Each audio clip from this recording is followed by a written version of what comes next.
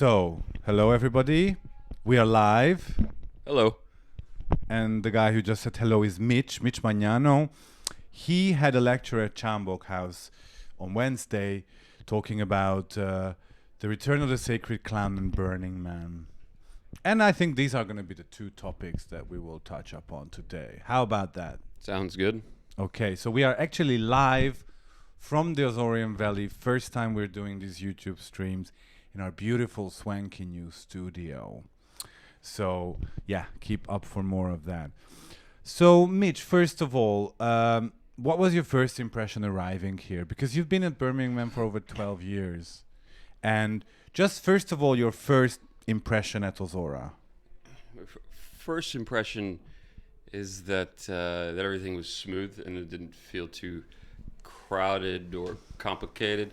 But I also arrived in a shuttle from the airport that was arranged because I'm lecturing. I'm part of the staff or artists.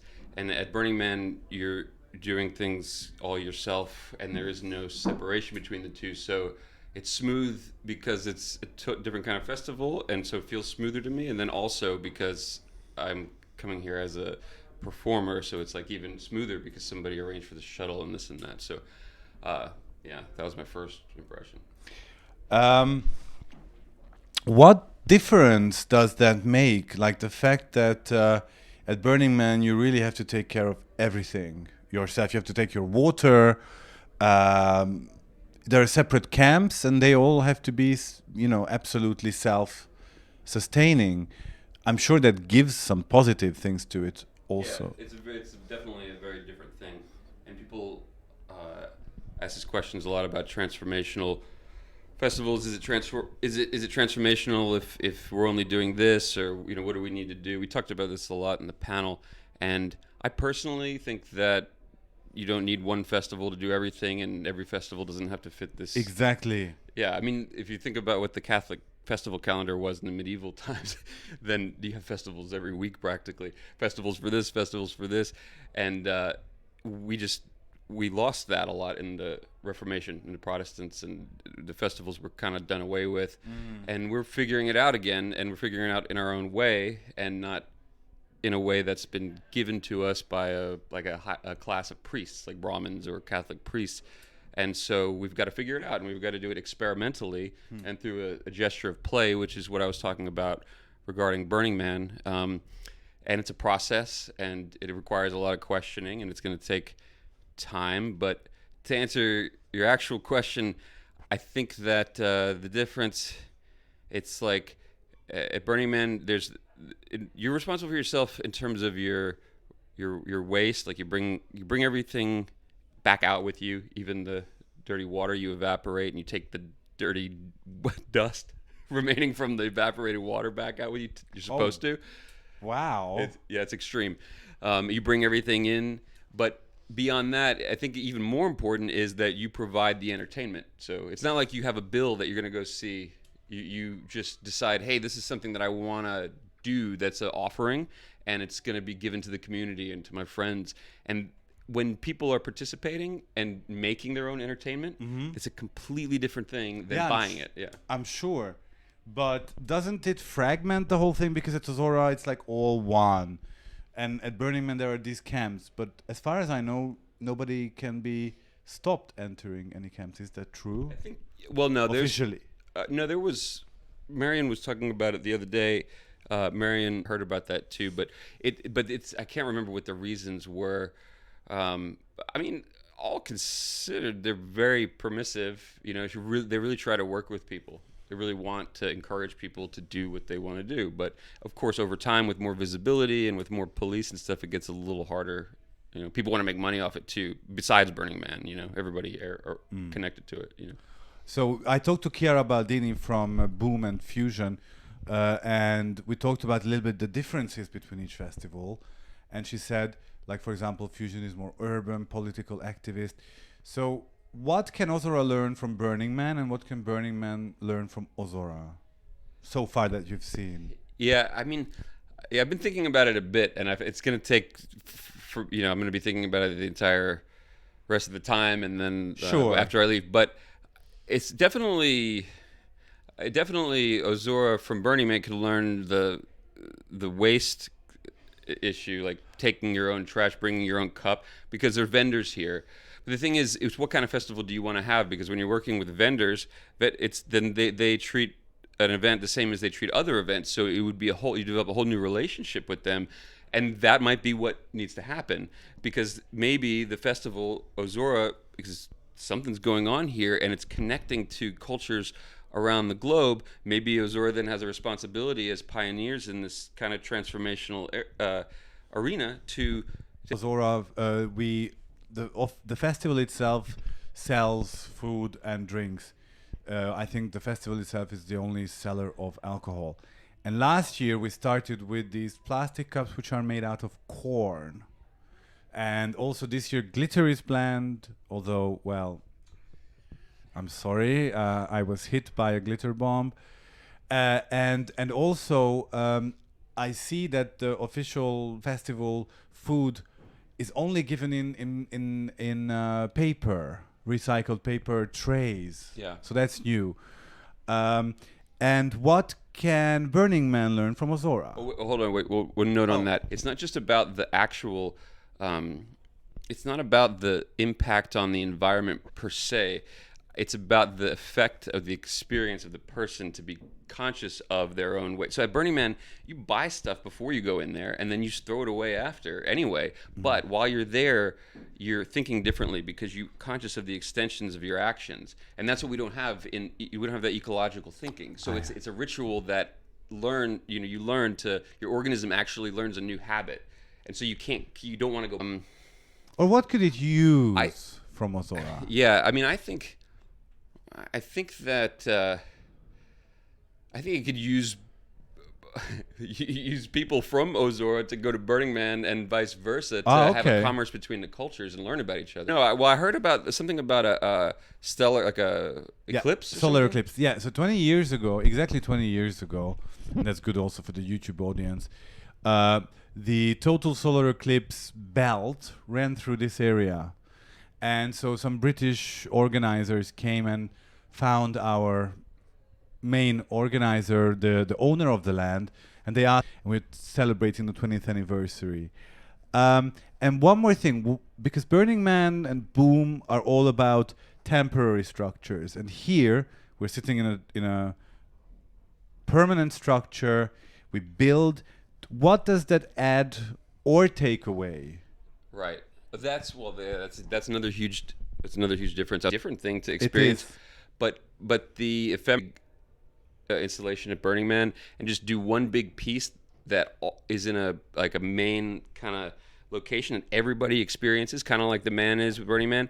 And then I don't know if you can burn things here, but if you can't burn it, then make it something that gets destroyed, something that everybody kind of basically has to experience and walk through at some point, and then they'll associate that with their meaningful experience in the week, and then they'll also experience the deconstruction, because there's something about letting go that is an important lesson to learn. It's not like a moral lesson, but it is experience. Of course. But then on the other hand, this is very ecological to do what we do. Yeah. You don't have to transport the stuff there here, and you can add to it and stuff. Okay, I think we've covered the first topic, which would be Burning Man and also transformational festivals. We can talk a little bit more about that, but maybe from the role of the sacred clown. So I think the two are very deeply connected, transformational festival and sacred clown dom. How so? You're nodding. Well, I mean, my research into Burning Man over 10 years ago was, it's a lifelong thing, but it was what I published 10 years ago. It led me to learn about the Cacophony Society and the Suicide Club, which were kind of these trickster groups. And that's actually what Burning Man emerged from. And Larry Harvey was a member of the Cacophony Society. And the Burning Man in the Nevada desert was a combination of bringing the effigy from Baker Beach out to the desert with this zone trip number 4 of the Cacophony Society. And you can read the newsletter when they put these things together. And so I looked deeply into their roots. What were they doing and why were they doing it? Because I wanted to understand what it is that's causing the transformation or affecting the transformation. And when I realized that there was always some kind of clowning or prankster or trickster, this and that, all the way back to the guy who started the initial Suicide Club group. He had a bookstore called Circus of the Soul in San Francisco in the 70s. Mm. His name was Gary Warren. And then I thought about, well, that should be reflected in other ways in culture. And if you look at what the trickster archetype is, you see that it's a world creator and world destroyer, and that in times of transition, it's Raven steals the light is a story, and a Native American story. Yeah, I wanted to ask you about your name, which is Ravenel. Also. Yeah, I mean, just after doing this research, and then it didn't stop when I published the paper on Burning Man. As then I began to look for different ways that I could understand the archetype, whether in reading or how does it function in capitalist society, or how could I be more of a trickster and how can I understand other tricksters. And after a while, I just started using it for a writing name, and then I said it out loud once, and some really weird shit happened in the Netherlands. And then you stuck with it. Yeah. So the sacred clown. So the clowns, or the sacred, the court jester, the fool, were the only people in the whole court in medieval times who could speak the truth to kings. They were the only guys who had no consequences, whatever they did. And what does that do if there are no consequences? Well, they still had to be. There's a. They had to walk a line. Yeah, right. So you got to be really clever and kind of got to be right. But that's how it is today too, with people like the news comedians like Stephen Colbert, and I don't know if you get that stuff here, John Oliver, and so I think that. Okay, so one of the things I found was that there's a difference in whether or not the structured order of a culture accepts and includes this trickster element, or whether they push it away. Like, let's say you could, if you're talking about the king and the jester, say you have a king that's just an asshole and doesn't want to be embarrassed, so he tries to shut the jester up and never gives him a chance to talk. Theoretically, when that relationship of power to deconstructing power is what's happening, then you get tension that might become more like violence. But the trickster can act like a release valve. Yes. So, right. So the Catholics had the festival of the Feast of Fools, and the Romans had Saturnalia, and these they were inversion festivals where the oppressed could feel like the powerful for like a day. So the abnormal become normal. Yeah, and so we have things like this today, but they're hidden and kind of subtle. There are all kinds of little release valves so everybody doesn't lose their mind and get violent, which is, maybe an issue. At the same time, the trickster can be very revolutionary. Like if you put the jester in the right situation, it can say this one thing and changes the whole consciousness in one line. And it could like stop a war or start one. Possibly. Yeah. I mean, they're like, did you ever watch Ali G?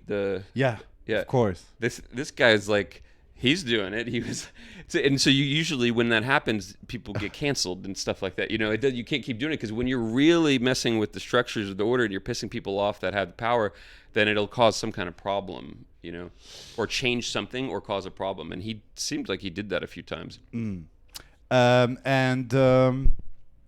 Transformational festivals, like it's connected to clowndom in exactly the same way. Is that here kind of everything goes, and you kind of lose a little bit the boundaries of what's allowed and not allowed, and normal and abnormal. Yeah. And so what do you see in the festival culture? Is it evolving, and how? I think it's evolving, but I think that everything is evolving all the time, even if it seems like it's not. Because if it's alive and it exists, it's kind of. But that's kind of. I don't mean to be sarcastic. I mean, it's very specific. Like this festival has this growth, and then that festival has its growth, and you know. What I mean? Now we are communicating actually, because you guys. It was the first time we welcomed guests from Burning Man, maybe the second time we welcomed guests from Boom, and I think that's kind of amazing. Oh yeah, okay, yeah. Sorry. Sometimes when I answer things, it's almost like a tendency to. I don't mean to be contrary. In a way, there's another way to answer is to say like kind of how it's happening specifically. I think that or what's about to happen, or I guess what the most important thing that's happening. I do think that the commerce of communication between the different festivals is really important. I think Yeah. that we're at a stage where we have to learn from each other and figure out, okay, how are we gonna, what do we really want, how should it look, and really try consciously to figure out what's possible, what kind of social sculpture is possible, and try to do it in the healthiest, most educated manner possible. And we talked about that this year the vibe of Ozora is very mellow. Yeah. So as a clown, you're kind of always subverting. And tell me the opposite, when that stops and you just allow and let it through. So I think you need to have in your life both. You can't always subvert, can you? Yeah. No. Although it's a very healthy thing.